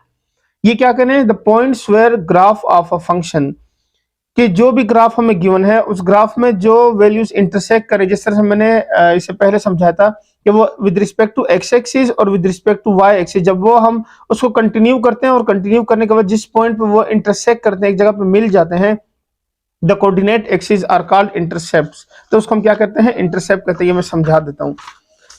देखिए यहाँ पे मैंने क्या किया था, यहाँ से वाई एक्सिस और यहाँ पे एक्स एक्सिस, इसको मैं यहाँ से कंटिन्यू करके लेके जा रहा था, तो जिस पॉइंट पे वो आके मिल गए हैं इसको क्या कहते हैं, वो इंटरसेप्ट्स कह रहे हैं कोऑर्डिनेट के हिसाब से। ये ये कोऑर्डिनेट सिस्टम है पूरा। इस कोऑर्डिनेट सिस्टम में ये जो है वो क्या है, एक्स पी एक्स और वाई, यानी एक पॉइंट को रिप्रेजेंट करे, तो यहाँ पे कहने की ये क्या बन जाता है, इंटरसेप्ट बन जाता है। अच्छा जी, नेक्स्ट क्या कह रहे हैं यहाँ पे, the x coordinate of the point, यानी एक्स एक्सिस के ऊपर अगर हम कोई वैल्यू को स्टडी कर रहे हैं एक्स एक्सिस के ऊपर, तो वहां पे y की वैल्यू 0 होगी, तो हम कहेंगे the point A 0 eight which the graph intersect x axis is called x intercept. तो उसको हम क्या कहेंगे, एक्स इंटरसेप्ट कहेंगे। यानी जो लाइन हॉरिजॉन्टल फॉर्म में है, अगर उस हॉरिजॉन्टल फॉर्म में यानी जो लाइन है उसके ऊपर कोई पॉइंट हमें गिवन हो या उसके ऊपर कोई पॉइंट आ जाए, तब हम क्या कहेंगे कि वो पॉइंट क्या होगा, वो एक्स इंटरसेप्ट होगा। इसी तरह the y coordinate of the point 0 and b where the graph intercept y axis is called y intercept. ठीक हो गया, तो उसको y इंटरसेप्ट कहेंगे। और इस तरह हम x के ऊपर अगर पॉइंट आ जाए तो उसको हम क्या कहते हैं, x इंटरसेप्ट कहते हैं। अब ये मैं समझा देता हूँ ये होता किस तरह से है। ठीक हो गया, तो मैं इसी फंक्शन के ऊपर समझा देता हूँ। फॉर एग्जाम्पल यहाँ पे एक पॉइंट आ रहा है ये वाला, ठीक हो गया, तो इस पॉइंट के ऊपर जो वैल्यू होगी वो x की वैल्यू 0 होगी और दूसरी वैल्यू जो होगी वो क्या होगी, b होगी। इस तरह यहाँ पे अगर कोई पॉइंट है तो यहाँ पे x की वैल्यू जो है फॉर एग्जांपल यहाँ पे a है और दूसरी y की वैल्यू जो है वो क्या है, 0 है। अब अगर एक पॉइंट यहाँ पे हमें गिवन होता है या यहाँ पे वैल्यू आ जाती है, अब इस पॉइंट को हम क्या कहेंगे, एक्स इंटरसेप्ट कहेंगे, और इस पॉइंट को हम क्या कहेंगे, वाई इंटरसेप्ट कहेंगे। यानी एक्स इंटरसेप्ट, वाई इंटरसेप्ट, जो इस लाइन के ऊपर जो पॉइंट्स आ जाते हैं उसको हम क्या कहते हैं, एक्स इंटरसेप्ट और वाई इंटरसेप्ट कहते हैं। ठीक हो गया, उम्मीद करता हूँ समझ आ गई होगी। डिफिनीशन वाइज भी समझा दी और यहाँ पे भी आप कोशिश करो कि साथ साथ समझाता जाऊं इसी शेप के अंदर, क्योंकि सारा काम जो हमने करना है वो इसी शेप के अंदर ही करना है और इसी के हिसाब से हमने इसको क्या करना है, समझना है। तो यहाँ पे मेंशन कर देता हूँ, ये हो जाएगा एक्स इंटरसेप्ट और ये हो जाएगा वाई इंटरसेप्ट। ठीक हो गया। सो ये वैल्यूज आपने क्या करनी है, याद रखनी है। सो अब चलते हैं नेक्स्ट टॉपिक की तरफ। तो इसका नेक्स्ट टॉपिक था सिमेट्री। सिमेट्री क्या होती है, symmetry can be three types, उसकी तीन टाइप्स हैं और वो कैसे परफॉर्म करती है वो समझ लें। A graph is said to be symmetry with respect to X axis. X axis पे किस तरह सिमेट्रिक होगा, said to be symmetric with respect to x axis if for every point x and y on the graph, सारे point जो है वो x और y की फॉर्म में ग्राफ के ऊपर, and the point x and minus y is also on the graph. यानी जो वैल्यू हम फाइंड कर रहे हैं उस ग्राफ के ऊपर देखें आपके पास बहुत सारी वैल्यूज आएंगी।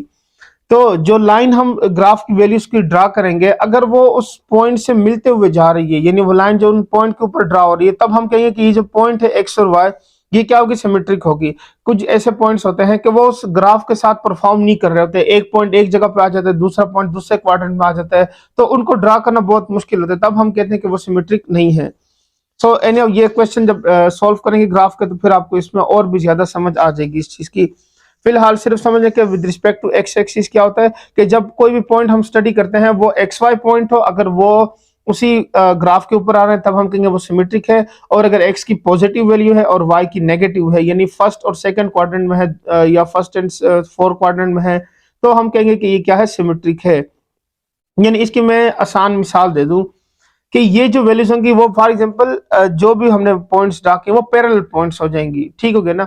पैरेलल किस तरह से आएगा, एक होता है parallel with respect to X axis, यानी एक्स एक्सिस लाइन के साथ पैरेलल होगा, और दूसरा पॉइंट क्या है, दूसरी लाइन जो होगी वो वाई एक्सिस के साथ पैरेलल होगी। सो ये चीजें जो आप 8th क्लास में भी पढ़ चुके हैं, लेकिन ये सिमेट्रिक और इन चीजों के बारे में वहां पर नहीं पढ़ाया गया था।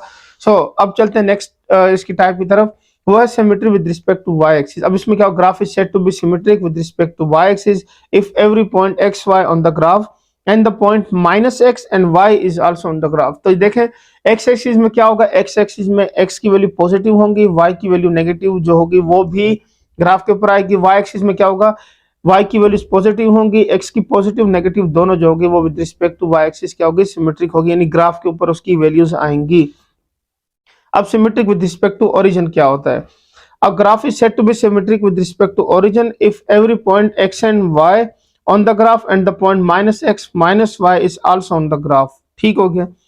यानी अगर आपके पास ये वैल्यू इस तरह से है कि वो ग्राफ जो है ओरिजिन को टच करते हुए गुजर रहा है, वो एक्स एक्सिस के लिए वाई एक्सिस के लिए जिस तरह से भी है, लेकिन अगर वो पॉइंट जो है वो एक्स और वाई दोनों जो है वो ओरिजिन पॉइंट से होते हुए गुजर रहे हैं, तब हम कहेंगे कि वो क्या है, सिमेट्रिक है विद रिस्पेक्ट टू ओरिजिन। ठीक हो गया। सो थोड़ा सा आपको ये कंफ्यूजन लग रहा होगा कि ये होंगे किस तरह से, तो जब ये ग्राफ हम ड्रा करेंगे तो इंशाल्लाह वहां पे आपको डिटेल से समझ आ जाएगी इस चीज की। तो इसकी कुछ इंपॉर्टेंट नोट्स हैं जो कि आपने याद रखने हैं, वो मैं बता दूं क्योंकि अक्सर एमसीक्यूज में वो चीजें पूछी जाती हैं। सो वो मैं बता देता हूं, तो आपने उसको याद रखना है। तो यहाँ पे मैंने दो नोट लिखे हैं, एक मैंने इवन फंक्शन के लिखा है, एक मैंने ऑड फंक्शन के लिए लिखा है। The graph of even function is symmetric with respect to Y axis. जो इवन फंक्शन होगा वो वाई एक्सिस के साथ सिमेट्रिक होगा, और दूसरा जो फंक्शन है ऑड फंक्शन वो सिमेट्रिक होगा विद रिस्पेक्ट टू ओरिजिन। ठीक हो गया। तो ये दो इंपॉर्टेंट नोट्स हैं, यानी आपके एमसीक्यूज में आ सकते हैं, तो इसको आपने याद रखना है। अब वैसे तो बहुत सारे टाइप्स के फंक्शन है, लेकिन जो आपकी बुक में मेन जो फंक्शन पढ़ाया गया है वो है क्वाड्रेटिक फंक्शन, यानी x पावर n के हवाले से पढ़ाया गया। तो x पावर n की फॉर्म में जो हमने बेसिक फंक्शन पढ़ना है वो है क्वाड्रेटिक फंक्शन, तो इसलिए मैं सिर्फ क्वाड्रेटिक फंक्शन पे ही जाऊंगा। So the graph of quadratic function होता क्या है उसको जरा समझ लें, फिर उसके बाद हम उसको फर्दर डिस्कस भी करते हैं। अब function of the form f of x a x square plus b x plus c, यानी जो क्वाड्रेटिक इक्वेशन है x square plus b x plus c where a b c belongs to real number and a is not equal to 0 is called a quadratic function. अब देखें अगर ये equal to 0 हो तो quadratic equation बन जाती है, और अगर 0 के इक्वल भी ना हो, सिर्फ ये वैल्यू लिखी हो, तो हम उसको एक्सप्रेशन कहते हैं, क्वाड्रेटिक एक्सप्रेशन। तो चूंकि एफ ऑफ एक्स के इक्वल है तो अब ये फंक्शन बन गई है। और उसके अलावा ए की वैल्यू जीरो नहीं होगी, वो आपको पता है कि अगर ए की वैल्यू जीरो हो जाए तो वो क्या बन जाता है, फंक्शन जो है वो लीनियर फंक्शन बन जाता है। तो the graph of quadratic function is called parabola.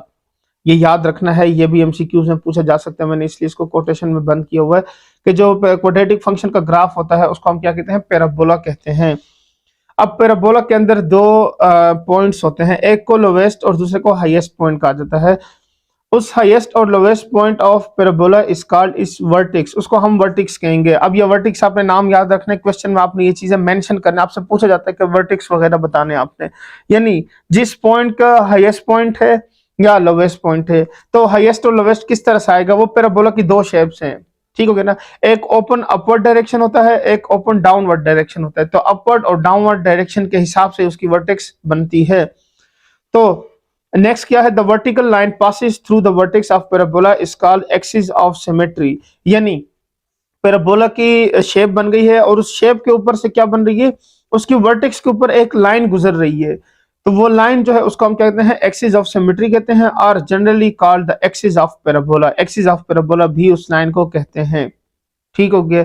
तो ये याद रखना है, इसमें वर्टेक्स याद रखना है, क्वाड्रेटिक इक्वेशन के फंक्शन का जो ग्राफ बनता है उसका नाम याद रखना, उसको पैराबोला कहते हैं। उस वर्टेक्स की जो वैल्यूज होती हैं वो क्या होती है, हाईएस्ट और लोवेस्ट पॉइंट्स होते हैं, उसको वर्टेक्स कहा जाता है। और उसके अलावा अगर उस वर्टेक्स के ऊपर से एक लाइन गुजर जाए, उस लाइन को हम क्या कहते हैं, एक्सिस ऑफ पैराबोला या एक्सिस ऑफ सिमेट्री कहते हैं, ठीक हो गया। सो अब इसको फर्दर डिस्कस करते हैं। So to sketch the graph of a quadratic function f of x is equal to ax square bx plus c where a b c belong to real numbers when a is not equal to 0 make it complete square as follow। जब हम इसका graph draw करेंगे, अब उसके graph draw करने के लिए जरूरी क्या है, हमें वर्टेक्स की वैल्यूज चाहिए, क्योंकि वर्टेक्स हमें हर क्वेश्चन के लिए फाइंड करना होगा और उसके लिए हम ये हर क्वेश्चन में स्क्वायर वाला फार्मूला कंप्लीट नहीं कर सकते। तो हम उसकी जनरल फॉर्म से क्या करते हैं, उसकी वैल्यूज फाइंड कर लेते हैं, उसी को ही हम हर फार्मूले में लगाते जाएंगे और हमें वैल्यूज मिलती जाएंगी, ठीक हो गया। अब करना क्या है, करना यह है कि जो फार्मूला लिखा हुआ है यानी x square plus b x plus c, ये समझ ले फार्मूला ही लिखा हुआ है या वैल्यू जो गिवन है, इसमें से हम कंप्लीट करते हैं कि a plus b whole square आ जाए किसी तरह से। तो उसके लिए मैं क्या करता हूं, इसमें से जो सी वाला पोर्शन है उसको मैंने सेपरेट कर लिया है। सेपरेट करने के बाद फिर मैंने क्या किया है, इसमें से a भी कॉमन ले ले, क्योंकि ये स्क्वायर बनने के लिए जरूरी यह है कि यहाँ पे जो वैल्यू है वो स्क्वायर में होनी चाहिए। तो a का स्क्वायर नहीं बन रहा, तो इसलिए a को मैंने बाहर निकाल लिया। तो याद रखें कि जब आप एक वैल्यू कॉमन लेते हैं और दूसरी वैल्यू के साथ ना लिखी हो तो वहां पे क्या हो जाती है, वो डिवाइड हो जाती है। तो टेकिंग ए एज कॉमन लिख लिया। अब क्या करते हैं, इसको कंप्लीट करने के लिए ए स्क्वायर प्लस बी स्क्वायर नहीं है प्लस 2ab, तो हमें यहाँ पे मिल गया है कि 2ab किस तरह से बनेगा, यानी अगर यहाँ पे क्या हो जाए आपके पास b square divided by 4a square आ जाए तो ये क्या बन जाएगा, फार्मूला कंप्लीट हो जाएगा। सो यहाँ पे मेंशन कर देते हैं, यहाँ भी लिखेंगे, प्लस भी करेंगे, माइनस भी करेंगे। तो माइनस वाला मैंने बाहर लिख लिया, प्लस वाला मैंने इसके साथ लिख लिया। So adding and subtracting b square divided by 4a square mention भी कर दिया है। अब यहाँ से ये क्लोज हो जाएगा, x plus b over 2a whole square plus c minus b square divided by 4a। So equation 1 को अगर सिंप्लीफाई करें तो उसमें जो ये वाली वैल्यू लिखी हुई है इसको मैं लेट कर देता हूँ कि ये माइनस बी ओवर 2a के इक्वल है और k की वैल्यू क्या है, c minus b square over 4a के इक्वल है। तो ये जो वैल्यूज है मैंने h और k के सपोज की हैं, ठीक हो गया। तो इक्वेशन 1 आपके पास बन जाएगी a x माइनस एच, देखें ये नेगेटिव के यहाँ पॉजिटिव थी, मैंने इसको नेगेटिव के इक्वल लिए तो x माइनस एच आ गया, ये वैल्यू k हो गई तो प्लस k, तो ये आपके पास इक्वेशन नंबर 2 बन गई। सो आपने एक तो ये वाला फार्मूला याद रखना है h वाला और दूसरा k वाला फार्मूला याद रखना है, और उसके अलावा जो आपने ये इक्वेशन नंबर 2 भी याद रखनी है, क्योंकि इसकी मदद से भी हम नेक्स्ट एक्सरसाइजेज में बहुत सारे क्वेश्चन जो है वो इसकी मदद से ही सिंप्लीफाई करेंगे। तो ये भी आपने क्या करना है, इसको याद रखना है। अब देखें इसमें a की वैल्यू यहाँ पे लिखी हुई है, इस a की वैल्यू की मदद, यानी a की वैल्यू बहुत इंपॉर्टेंट है यहाँ पे। अगर a की वैल्यू ग्रेटर देन 0 हो तब पैराबोला किस तरह से बनेगा, और a की वैल्यू लेस देन 0 तब यानी पैराबोला जो है वो इस a की वैल्यू के ऊपर ही डिपेंड कर रहा है, यानी वो ओपन अपवर्ड है या ओपन डाउनवर्ड है, उसका पता कहां से चलेगा, इस a की वैल्यू से ही पता चलेगा, ठीक हो गया। सो अब मैं इसको फर्दर कंटिन्यू करता हूँ, फिर हम इसके पैराबोला की शेप्स भी बना लेते हैं और उसमें वर्टेक्स वगैरह सारा कुछ समझ लेते हैं। So the graph of function f is parabola with respect to vertex at point h and k। h और k की मदद से जो पैराबोला की शेप बन रही है वो इस वर्टेक्स के हवाले से किस तरह से बनेगी। द पैराबोला ओपन्स अपवर्ड, यानी अपवर्ड का मतलब क्या है ये मैं यहाँ पे ग्राफिकल समझा देता हूँ।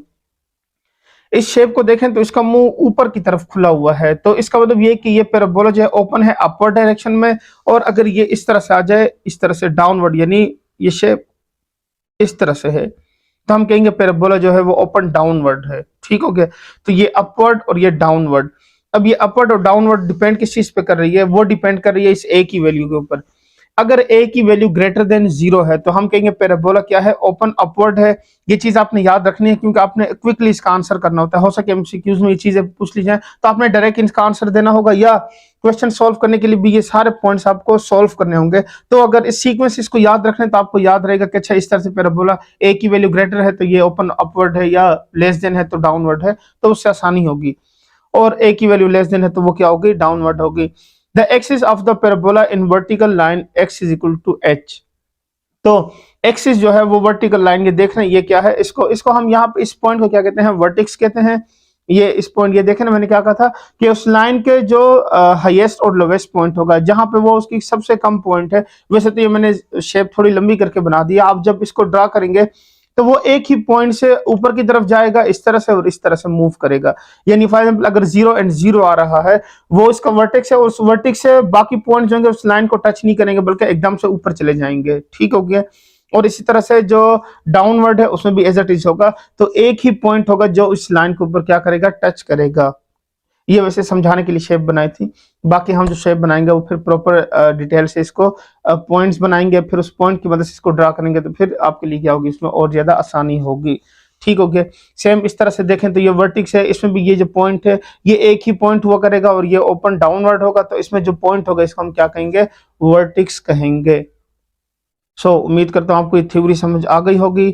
थ्योरी समझना बहुत जरूरी था, क्योंकि इसके बगैर जो आप एक्सरसाइज के क्वेश्चन अगर सॉल्व करते तो आपको ये समझना आती कि ये वैल्यूज आई कहाँ से, वर्टिक्स कहाँ से आ गई है, अपवर्ड क्या होता है, डाउनवर्ड क्या होता है, तो काफी सारी चीजें जो है उसमें रह जाती है। तो आज की जो एक्सरसाइज है वो पिछली दोनों एक्सरसाइज से डिफरेंट है, टोटली डिफरेंट है। अब उसके पीछे रीजन क्या है, क्योंकि अभी तक जो हम ग्राफ पढ़ रहे थे वो सिंपल फंक्शन गिवन होता था, तो उस फंक्शन के अकॉर्डिंग ही हम उसको सॉल्व कर रहे थे। बस जस्ट वैल्यूज लिखी, पॉइंट्स लिखे, तो आपके पास उस हिसाब से ग्राफ की वैल्यूज आ गई। फिर उसके बाद हमने क्वाड्रेटिक की वैल्यूज देखी तो वो अलग से थी कि उसमें पैराबोलिक शेप बन रही थी। आज का जो ग्राफ है वो भी रिलेटेड उसी टॉपिक के साथ ही है, लेकिन चूंकि यहाँ पे जो नाम यूज हो रहा है वो एक डिफरेंट नाम के साथ है कि using factors to sketch graph, यानी फैक्टर्स गिवन होंगे उसकी मदद से आप फाइंड करें। यानी आपने क्या करना है, पूरा का पूरा क्वेश्चन जो है वो पॉइंट्स लिख के सॉल्व नहीं करना, बल्कि कुछ टेक्निक यूज करनी है और कुछ पॉइंट्स यूज करने हैं, फाइंड करने हैं, और उसके बाद उसको ड्रा करना है। तो ये बेसिक जो है उसमें आज हम डिस्कस करेंगे। तो लेक्चर शुरू करने से पहले अगर आप मेरे चैनल पर नए हैं तो चैनल को सब्सक्राइब कर लें, बेल आइकन को प्रेस करें ताकि मेरे आने वाली हर वीडियो आपको पहले मिल सके। तो चलिए आज का टॉपिक शुरू करते हैं। टॉपिक का नाम है using factors to sketch graph some quadratic functions of the form f of x is equal to ax square plus bx plus c where a is not equal to 0 can be factorized and their graph can be drawn using graphs। अच्छा जी, ये कह रहे हैं कि इसको हम factors, यानी factor जिस तरह से हम मिड टर्म ब्रेक करके और उसके फैक्टर बनाते हैं वैसे दो वैल्यूज बनाते हैं, तो कह रहे हैं कि इस तरह के कुछ ऐसे फंक्शन होंगे जिसको हम क्या करेंगे, फैक्टर्स की फॉर्म में लेकर आएंगे और उनकी मदद से उसके ग्राफ ड्रा करेंगे। This technique is known as factor to sketch graph. तो इस टेक्निक को हम क्या कहते हैं कि फैक्टर टू स्केच ग्राफ। अब ये जो चीज है ये इससे पहले कभी नहीं पढ़ाई गई। इनकेस अगर आप देखें 10 क्लास में भी आपको जो ग्राफ पढ़ाए गए थे या 9 क्लास में देखें जो ग्राफ पढ़ाए गए थे, तो जो ग्राफ की जो चीजें आपको ये फंक्शन के बारे में बताई गई थी उसमें ये चीजें शामिल नहीं थी। तो ये आपके लिए टोटली एक डिफरेंट या एक नई चीज होगी, यहाँ पे नया टॉपिक होगा। इजी है, मुश्किल नहीं है, बस कुछ पॉइंट्स हैं जो कि याद रखना बहुत ज्यादा जरूरी है।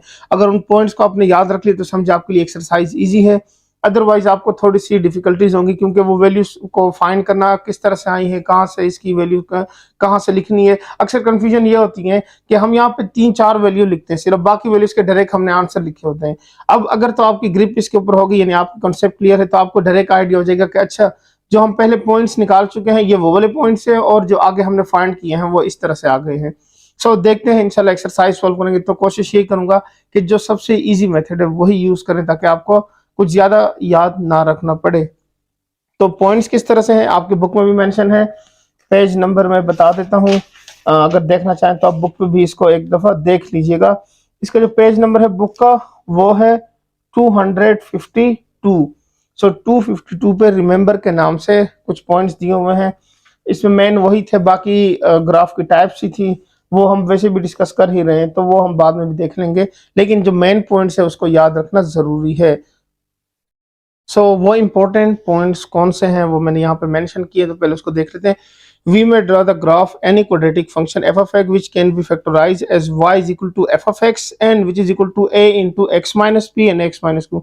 तो ये जो वैल्यू है ये वाली फॉर्म ये मैंने आपको एक्सरसाइज 8.2 में पढ़ाई थी, यानी ये वाला फार्मूला वहां पे पढ़ाया था लेकिन उसको वहां पे यूज नहीं किया था, तो इसका जो इस्तेमाल है वो इस एक्सरसाइज में होगा। ठीक हो गया, तो ये नया फार्मूला नहीं है, बस वही फार्मूला जो हमने पीछे यूज किया था।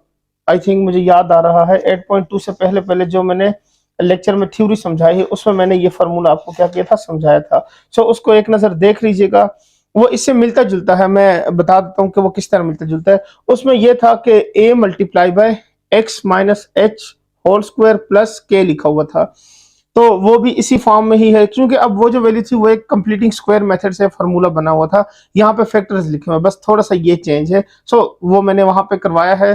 थ्योरी उसकी भी लाजमी, थ्योरी जो है वो लाजमी देखा करें, ये याद रखें। थ्योरी में बहुत सी ऐसी चीजें होती हैं जो कि एक्सरसाइज को बहुत इजी बना देती हैं, तो अक्सर स्टूडेंट यही करते हैं कि बस डायरेक्ट एक्सरसाइज पे चलते हैं क्योंकि थ्योरी बोरिंग ही लगती है।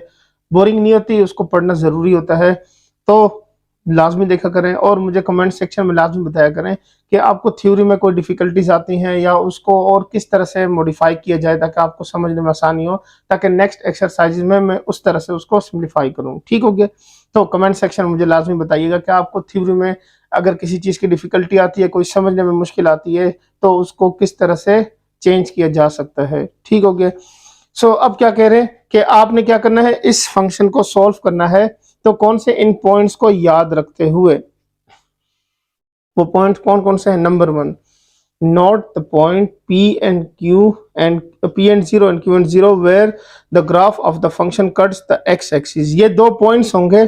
अब इसमें ये याद रखना, ये जो दो पॉइंट दिए ये इंपॉर्टेंट पॉइंट्स हैं।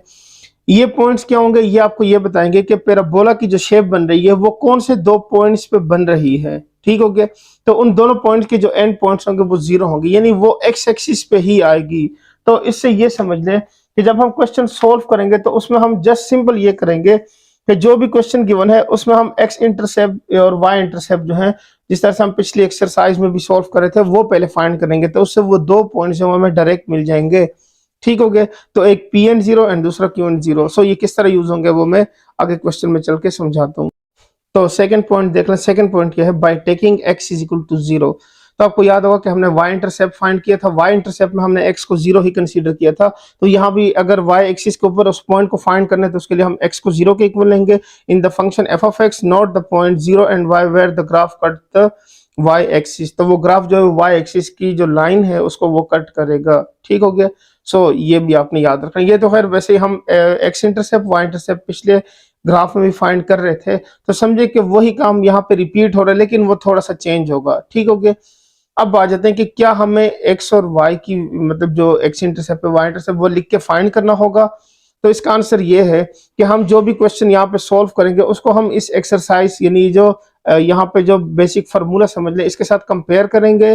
कंपेयर करने के बाद वहां से P और Q ये दोनों वैल्यूज हैं वो हमें डायरेक्ट मिल जाएंगी। ठीक हो गया, तो वो हम मेंशन कर देंगे कि ये x इंटरसेप्ट है और y इंटरसेप्ट को जी हाँ फाइंड करना होगा, क्योंकि उसको 0 के इक्वल लेंगे तब भी आपके पास इसकी वैल्यू आएगी। ठीक हो गया, तो y की जगह यानी x की जगह 0 लिखेंगे तो y की वैल्यू क्या हो जाएगी, फाइंड हो जाएगी। तो इस तरह से x और y इंटरसेप्ट फाइंड करेंगे, और उसके अलावा a की वैल्यू हमें ये बताएगी कि पैराबोला अपवर्ड है या डाउनवर्ड है। ओपन अपवर्ड डाउनवर्ड के लिए a का होना जरूरी है। तो अब नेक्स्ट पॉइंट को समझ लेते हैं।